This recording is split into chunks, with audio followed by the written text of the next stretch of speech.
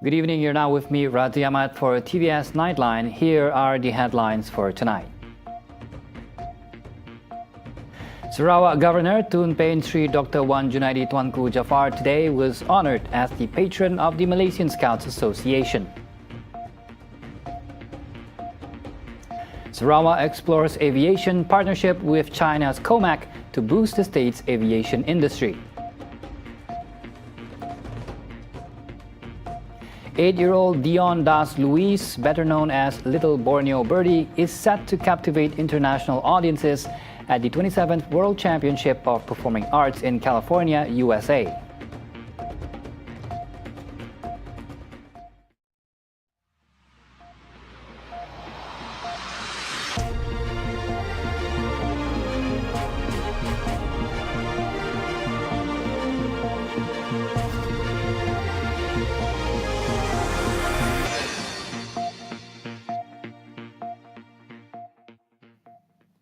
Sarawak Governor Tun Pehin Sri Dr. Wan Junaidi Tuanku Jaafar today was honored as the patron of the Malaysian Scouts Association effective March 13, 2024. The Chief Scout of Malaysia, Major General retired Professor Datuk Dr. Muhammad Zin Bidin, said the installation was carried out according to Article 11.2 of the Policy, Organisation and Rules of the Scouts Association of Malaysia. Kami berasa bangga dapat bertemu dengan Tuan Yang Terutama Tun dalam acara pengisytiharan Tuan Yang Terutama sebagai penaung Persekutuan Pengangkap Malaysia. Kami juga berasa berbesar hati dapat menganugerahkan pingat tertinggi Persekutuan Pengangkap Malaysia iaitu pingat Semangat Padi Emas kepada Tuan Yang Terutama Tun. During a courtesy visit, Zin suggested that the Scouts Association of Malaysia should organize the world's largest jamboree in Sarawak. Tun Dr. Wan Junaidi previously served as the chairman of the Kuching District Scouts Council from 1974 to 1992. He then held the position of Chief Commissioner of Scouts Sarawak from 1993 to 2009. Sarawak's pint-sized cultural ambassador, Dion Das Luis, also known as Little Borneo Birdie, is set to captivate international audiences at the 27th World Championship of Performing Arts in California, United States. The 8-year-old will be part of the Malaysian team at the competition, which will be held from July 1st to 5th. According to his father, Louis Lansam, Dion qualified for the World Championship after winning gold at the Grand Final of the Malaysia Championship of Performing Arts in Kuala Lumpur on January 27th. He performed an ethnic contemporary dance where he assumed the character of a little bird, earning him the moniker Little Borneo Birdie. Louis said the rendition of the ngajat is influenced by elements from two majestic Borneo birds, namely the ruai or Great Malayan Argus pheasant and the hornbill. Earlier, Dion, accompanied by his parents, paid a courtesy call to the Deputy Premier of Sarawak, Dato' Amar Douglas Uga Embas, at his office. In welcoming the family, Uga said it was very heartening to note that Dion is participating in the world-class championships. The first demo flight of the ARJ-21-700 aircraft developed by the Commercial Aircraft Corporation of China, or COMAC, touched down at the Kuching International Airport earlier today. Sarawak Transport Minister Dato' Sri Lee Kim Shin described the maiden appearance of the Chinese-made aircraft as paving the way for the Sarawak government to explore collaboration with COMAC in boosting the state's aviation industry. He said that the ARJ-21-700 aircraft can be easily retrofit to accommodate various business models capable of carrying between 78 and 97 passengers, offering options for both business and economy classes, as well as wider legroom for passengers.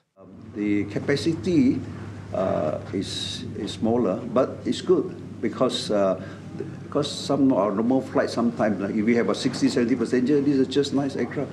Then you have full flight already, and you can have more regular flights, rather than the good thing is that it'll be more convenient for the people to travel. Yeah, especially for business travelers, for our local travelers, and even for tourists. He made these remarks during a press conference following the demo flight of the COMAC ARJ-21-700 aircraft at the Kuching International Airport on Wednesday. Commenting further, he said a technical evaluation will be conducted first on the aircraft, seeing as that the Mars Wings acquisition process has yet to be finalized. He added that the state's airport runway capacity must also be taken into account before final decision is made. Once we've completed the whole thing, then we will have come with a more concrete plan. Yeah. So I think it's premature for us to talk about the number of aircraft at the moment. With a maximum range of 2,000 nautical miles, or about 2.5 hours, the ARG 21700 is suitable for short to medium-haul flights, ideal for Sarawak's demographic and Malaysia as a whole. The Malaysia Board of Technologies, or MBOT, will staunchly support talent development in Sarawak, especially in the field of technology. Its president, Professor Dato Dr. Siti Hamsia Tafsir, said that as a professional body, MBOT actively engages in identifying and pinpointing talent in 24 specific fields. She also said that Sarawak is becoming more active in technological development by exposure to projects like the Automated Rapid Transit ART system that utilizes hydrogen power, a first in the region. That is really amazing because this development is not happening elsewhere except in Sarawak. So we are here to support in terms of recognizing talents that are in Sarawak that can be recognized, can be acknowledged, and can be upscaled and upgraded. She said this after paying a courtesy visit to the Sarawak Premier, Dato' Petinggi Tan Sri Abang Johari Tun Openg, earlier today. She further said that MBOT is also willing to assist Sarawak in propping up 10,000 technologists through collaboration with agencies such as Public Works Department JKR, Association of Professional Technicians and Technologists, and the Technological Association Malaysia. MBOT is also committed to not only identifying and supporting graduates, but also existing professionals who can benefit from continuous training and recognition. She added that this includes facilitating relevant courses, mentorship programs, and industry partnerships to ensure graduates are ready for employment after completing their studies. Of the 100 shipyards in Malaysia, over half, or 68%, are located in Sarawak. And to this, the Deputy Premier of Sarawak, Dato' Amar Awang Tengah Ali Hassan, called on local shipbuilders to actively participate and explore new markets and opportunities, as the shipbuilding industry is a niche and strategic industry in Sarawak. Awang Tengah, who is also the Minister for International Trade, Industry and Investment, also added that there are untapped opportunities in new sectors such as carbon capture, utilization and storage CCUS, green transportation and new areas of sustainable oil and gas sector for the state's shipbuilding industry to explore. However, they will need to upgrade their capability by adopting new digital technologies. With the increasing demand for oil and gas, along with growing logistic demand, Awang Tengah added the maritime industry is expected to continue to remain strong, driving future growth and competitiveness. He said this following his visit to Asia Pacific Maritime Expo 2024 in Singapore, which also saw the participation of 12 Sarawakan shipbuilding companies. He said many vessels made in Sarawak are exported to countries such as Singapore, United Arab Emirates, Australia, as well as Europe, showcasing the expertise and craftsmanship of Sarawakan shipbuilders globally.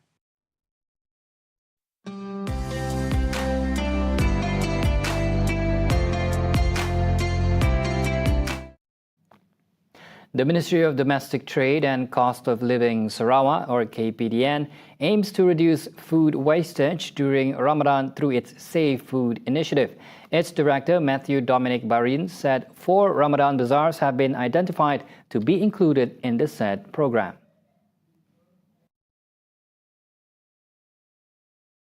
Ada 4 bazar Ramadan Rahmah di Metro City, di Mukah, Metro City, Mukah, di Limbang, dan satu lagi di Semarahan. Kita ada 4 tempat. Jadi kita akan menggerakkan gerakan pengguna siswa kita dan juga persatuan yang dinamakan sebagai GEMA ni, untuk kita akan save Ramadan food, yang lebihan makanan tu kita akan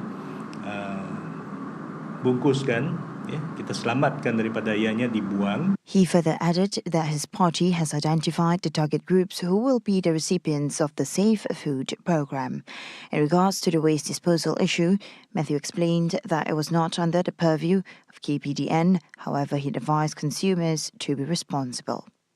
Kita sebagai pengguna, pertama kali bila kita pergi membeli belah, kita cuba pilih cara yang lebih selamat. Maksudnya kalau kita pergi ke kedai, kita amalkan tabiat membawa beg sendiri, dan jangan kita minta plastik daripada pihak kedai ataupun penjual. Itu satu cara untuk kita mengelakkan daripada kita akan membuang sampah. Dan kalau berkaitan dengan makan minumnya pula, contoh di bulan Ramadan, jadi kita janganlah membeli makanan terlalu banyak, bawa balik rumah, lepas tu kita tak habis makan, dan penjual pula dia pun bolehlah agak-agak berapa banyak yang dapat dijual. Earlier, media ran a story that reported that food wastage increased between 15 to 20% during Ramadan compared to other months. In 2023, 90,000 tons of food wastage was recorded nationwide during Ramadan.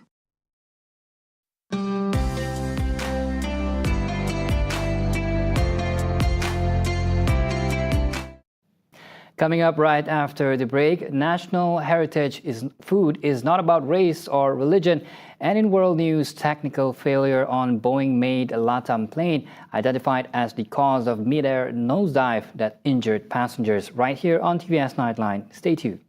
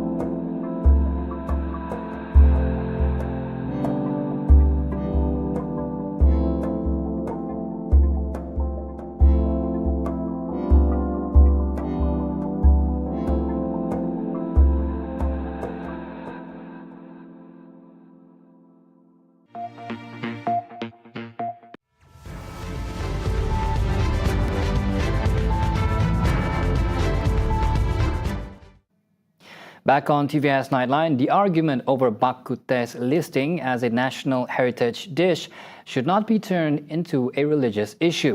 Tourism, Arts and Culture Minister Datuk Sri Tiong King Sing said the recognition has nothing to do with race or religion and is in line with the provision under the National Heritage Act 2005 or Act 645. Pengiktirafan bak kut teh sebagai makanan warisan adalah mengikut Akta Warisan Kebangsaan Tua 005 Prekek Akta 645. Ia tidak kena mengena dengan isu bangsa atau agama. He said this when winding up the debate on a motion of thanks on the royal address on behalf of the ministry and Dewan Rakyat today. Tiong said bak kut teh is not a new dish in Malaysia and it is available in both halal and non-halal versions. He also called upon all parties to respect the diverse cultures and religions in Malaysia, emphasizing the need to safeguard unity and harmony in a multicultural society. A traditional delicacy of the Chinese community, bak kut teh is one of the 10 dishes declared by Heritage Commissioner Muhammad Muda Bahadin as National Heritage Dishes on February 24th. Others on the list include mi kolok, nasi embeng, utapam, jeruk tuhau, and air ketira. The Ministry of Higher Education is developing Malaysia's first faculty of artificial intelligence AI in collaboration with University Technology Malaysia (UTM) as part of its efforts to meet current needs. Its Minister, Datuk Sri Dr. Zamri Abdul Qadir, said the AI Bachelor's Degree Program was approved in January, with the program's first cohort to begin their studies in October this year. Pembangunan dan kurikulum AI tersebut telah dikenal pasti menepati keperluan industri, melibatkan pakar-pakar bidang AI serta seiring dengan pelan hala tuju kecerdasan buatan negara 2021-2025 yang dirangka oleh Kementerian Sains, Teknologi dan Inovasi. He said this when winning the debate on a motion of thanks on the royal address on behalf of the ministry in Dewan Rakyat today. Zamri said the ministry is also working towards realizing the country's agenda to grow skilled talents that meet industrial requirements and future-proof graduates. KPT juga telah membangunkan kerangka pembangunan program teknologi tinggi bernilai tinggi bertujuan untuk menghasilkan graduan yang mampu mendepani lanskip pekerjaan yang sentiasa berubah dan penuh dengan persaingan di dalam era revolusi perindustrian 4.0.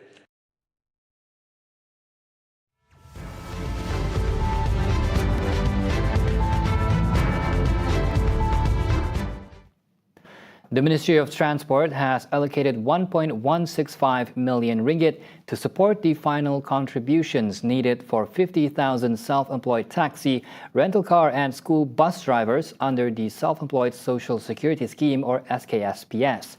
Minister Anthony Loke said the allocated amount will cover the remaining 10% contribution, totaling 23 ringgit 30 sen per individual, ensuring 1 year of protection under the scheme. He said this sponsorship is available to taxi rental cars and school bus drivers who hold a valid driver's card and possess an active public service vehicle license. Dan saya faham bahawa ini bukan soal dari segi nilai 10% itu saja. Mungkin nilai itu RM23. Tak besar. Kebanyakannya mampu. Tetapi ini mungkin juga ada beberapa kekangan, mungkin kesedaran itu tak sampai kepada pemandu-pemandu taksi. Ada mungkin pemandu yang tak tahu ada skim ini, tak dapat maklumat ataupun tidak mengetahui bagaimana nak mencarum baki 10% itu. Pelbagai kekangan ada. Dan kita faham bahawa apa sahaja skim yang kita laksanakan, kadang-kala ia tidak sampai kepada kumpulan sasar secara keseluruhannya. Maka atas semangat itu, Kementerian Pengangkutan telah mengusahakan inisiatif untuk menaja baki 10% caruman untuk pemandu taksi, kereta sewa dan bas sekolah. Walaupun tiada peruntukan khusus untuk inisiatif ini, Kementerian Pengangkutan berjaya menjana dana melalui penjualan nombor pendaftaran istimewa GO yang akan diguna pakai untuk menaja pelbagai inisiatif kebajikan Kementerian Pengangkutan, termasuklah baki caruman SKSPS. During the launch of SKSPS contribution sponsorship earlier today, he said the government has set aside 100 million ringgit in the 2024 budget for the matching grant for the SKSPS contribution scheme, which will benefit 500,000 self-employed individuals with 90% of the contribution incentive covered by the government. This initiative aims to ease the financial burden on contributors by only mandating them to pay the remaining 10%, totaling 23 ringgit 30 cents for a full year of protection, which translates to just 6 cents per day. Loke said that 17 million ringgit was raised from the sale of gold registration numbers, which were available for bidding starting February 1st, coinciding with the Federal Territory's 50th anniversary celebration. He said after discussions with the Ministry of Finance, 8.5 million ringgit was returned to MOT to fund various initiatives, including sponsorship contributions. Loke stressed the importance of automatically registering taxi, rental car and school bus drivers to ensure comprehensive coverage under the SKSPS protection, in addition to providing 100% sponsorship. New investment interests arising from the roundtable and one-on-one meetings with the Prime Minister Datuk Sri Anwar Ibrahim in Berlin, Germany earlier today are worth a potential 45.4 billion ringgit. Investment, Trade and Industry Minister Tengku Datuk Sri Zafrul Abdul Aziz said the potential investments encompass new projects as well as expansion and diversification projects. According to Zafrul, the potential investments are from various industries such as the semiconductor, aerospace, medical devices, chemicals and services. A total of 38 captains of industry and businesses from German cities like Stuttgart, Munich, Berlin and Frankfurt, as well as from Belgium and France, joined the meetings.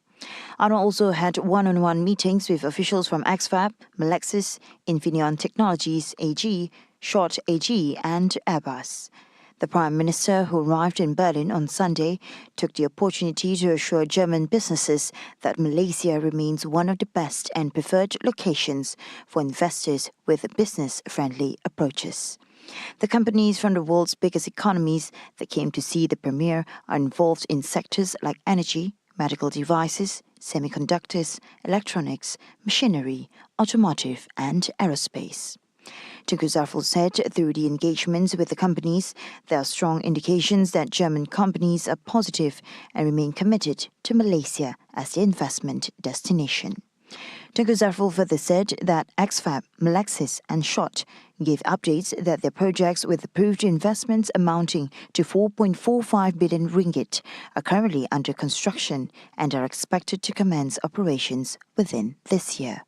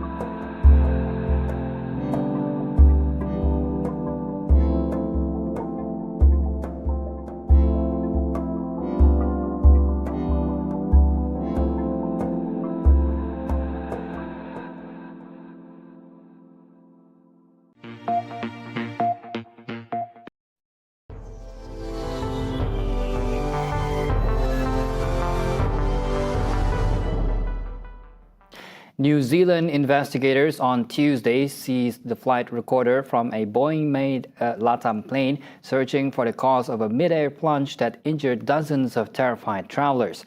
The Boeing 787 Dreamliner was en route from Sydney to Auckland on Monday evening when it lurched earthward without warning, slinging some unrestrained passengers out of their seats and smashing others into the cabin ceiling. The plane just dropped really suddenly out of the blue. Everyone started screaming, crying.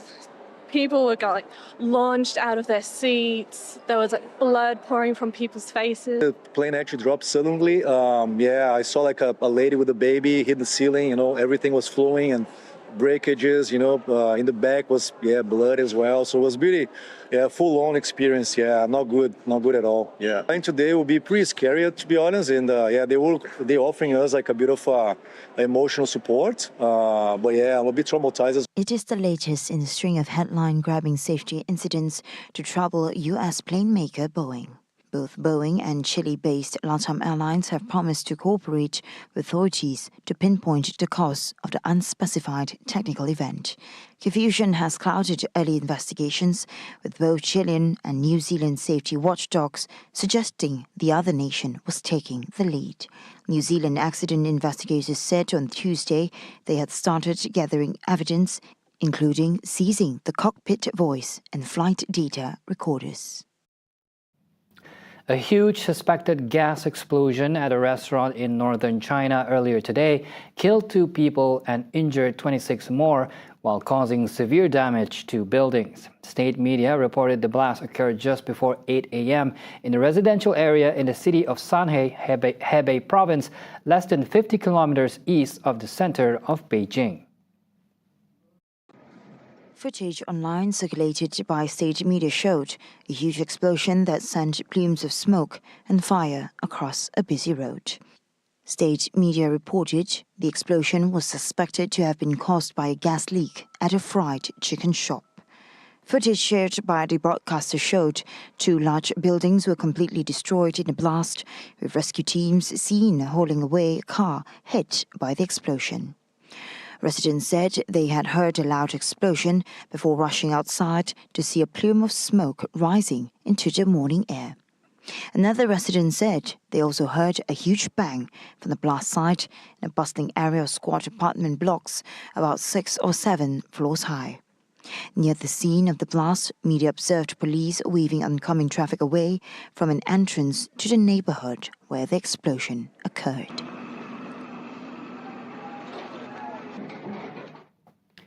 The United Nations on Wednesday called for increased support for the many Rohingya refugees languishing in camps in Bangladesh, where funding shortfalls have left many without enough food or other essential aid. In its annual response plan to the crisis, the UN appealed for $852.4 million or an estimated 4 billion ringgit to provide desperately needed assistance this year to the mostly Muslim Rohingya refugees in Bangladesh and their host communities. In a statement, the United Nations Refugee Agency UNHCR pointed out that some 95% of Rohingya households in Bangladesh are considered vulnerable and remain dependent on humanitarian assistance. Last year, the UN and its partners asked countries to provide $876 million to help those caught up in the Rohingya refugee crisis. But in the end, barely half the requested amount was provided. With the humanitarian crisis largely out of the international spotlight, UNHCR warned that significant funding shortfalls in recent years had had serious implications. Many of the refugees were struggling to meet their basic needs, insisting that sustained assistance is critically and urgently needed. More than 75% of the refugee population receiving aid are women and children, and more than half of the refugees in the camps are under 18.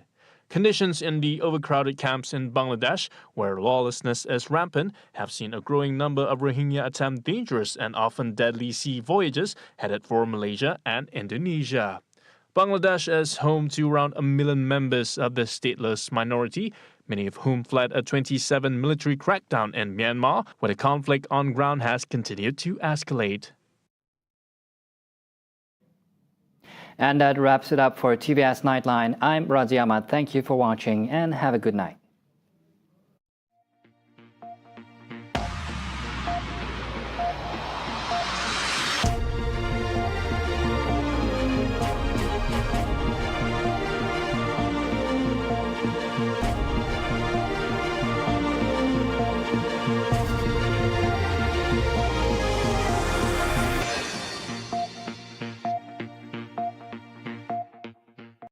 Daripada siri dokumentari yang terkenal,